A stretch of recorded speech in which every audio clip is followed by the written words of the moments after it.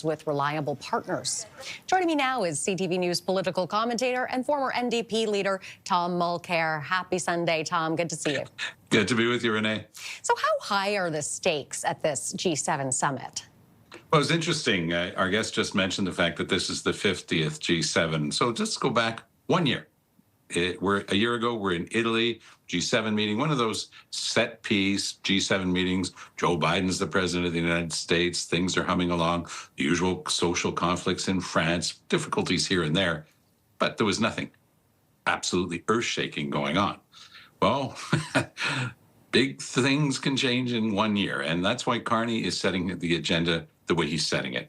He has said that he got elected to accomplish big things, and he is taking on Canada's role here like we've never seen before. When Trudeau hosted 7 years ago, Charlevoix, Quebec, the only thing that came out of that was a big fight between him and Trump because he insulted Trump once. Trump was on Air Force One. Trump heard him, insulted him personally back by tweeting at him, and the relationship was never any good after that.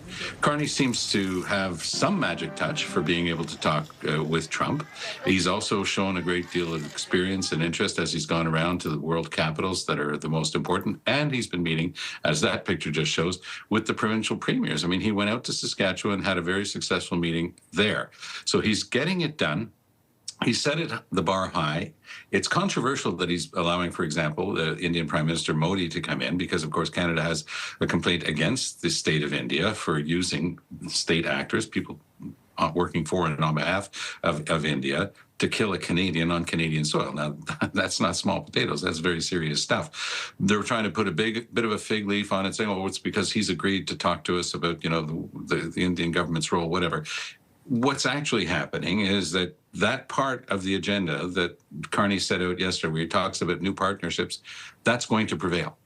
Canada is going to be working a lot more closely with the European Union. We're going to work more closely with India because you can't talk about an Indo-Pacific trade strategy if India is not involved. And during the Trudeau years, we had a very, very tough time dealing with China. There had been foreign interference, but we've looked at that. We've come up with solutions to it.